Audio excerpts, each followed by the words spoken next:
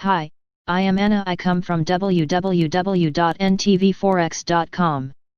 The risk-off environment benefited the dollar analysis. http ntvforex.com News ID 159A4599 2026 44:33 am Markets. It was a bad day at the office for sterling.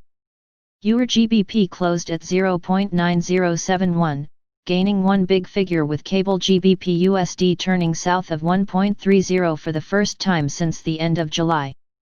Sterling's summer run had been remarkable by any means, given looming threats from Brexit, the mismanagement of the COVID-19 crisis and the Bank of England. Brexit is currently causing the damage. Chief Brexit negotiators Barnier and Frost are back at it again this week, but previous negotiation rounds ended in tears.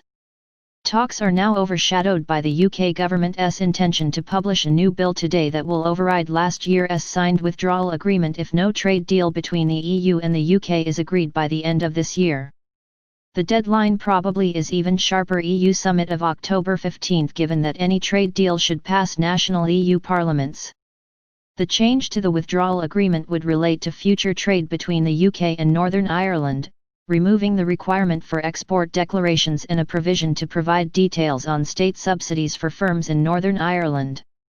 UK PM Johnson's gamble risks backfiring as the EU won't give in to such blackmailing exercise, and with the UK losing its status as a reliable partner in e.g. future trade discussion US. With the prospect of a hard Brexit again looming large, markets adapted expectations for the Bank of England's future policy.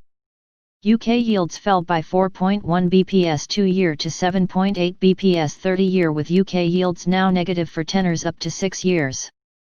Governor Bailey confirmed recently at the virtual Jackson Hole conference that negative policy rates remain an option. The central bank meets next on September 17, but the November 5 policy meeting is probably the crucial one. Sterling has much more downside if markets really start discounting negative rates in the short run. From a technical point of view, Euro 0.9176 pounds sterling 0.9184 June top 62% retracement of March-April sterling recovery is first resistance. It was an even worse day at the office for US stock markets. The tech-heavy Nasdaq continued correcting, ending at the intraday low and down over 4%. The S&P 500 and Dow Jones ceded around 2.5%. The global risk-off environment and falling oil prices. Brent crude LT $40 billion pulled yields lower despite yesterday's start of the mid-month US refinancing operation week. $50 BN 3-year note sale. The US yield curve bull flattened, with yields falling by 0.2 bps to 5.1 bps. The German yield curve moved in similar fashion, losing 0.6 bps to 3.8 bps. 10-year yield spreads vs Germany barely moved, with Greece 5 bps underperforming. The risk-off environment benefited the dollar, but not to a great extent. The trade-weighted greenback remains well below first resistance at 93.99. Euro USD tests minor support at 1.1754, but we hold our view that we might end up with a stronger euro after tomorrow's ECB meeting. Today's echo calendar is empty apart from US $35 BN 10-year notes and German A4 BN 2030 bonds supply, suggesting that yesterday's trading dynamics will remain at play. The 10 and 30-year tomorrow US auctions might nevertheless cap the upside of US Treasuries.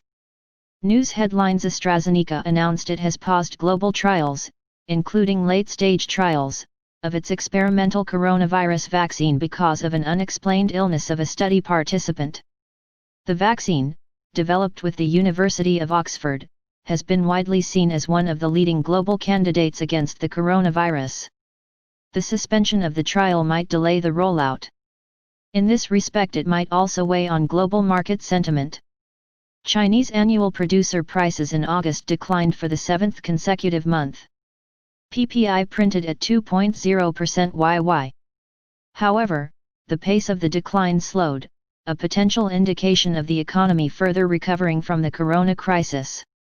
Consumer price inflation eased from 2.7% YY to 2.4% YY, in line with expectations. The decline in headline inflation was supported by slower food prices growth due to declining pork price inflation. Core inflation still rose only 0.5% compared to the same month last year. Download the full Sunrise Market Commentary. Subscribe our channel to receive the news as soon as possible. Thank you for watching. If you want to read real-time news, text messages to MT5 Expert Advisors page at https://m.me/mt5.expert.advisors.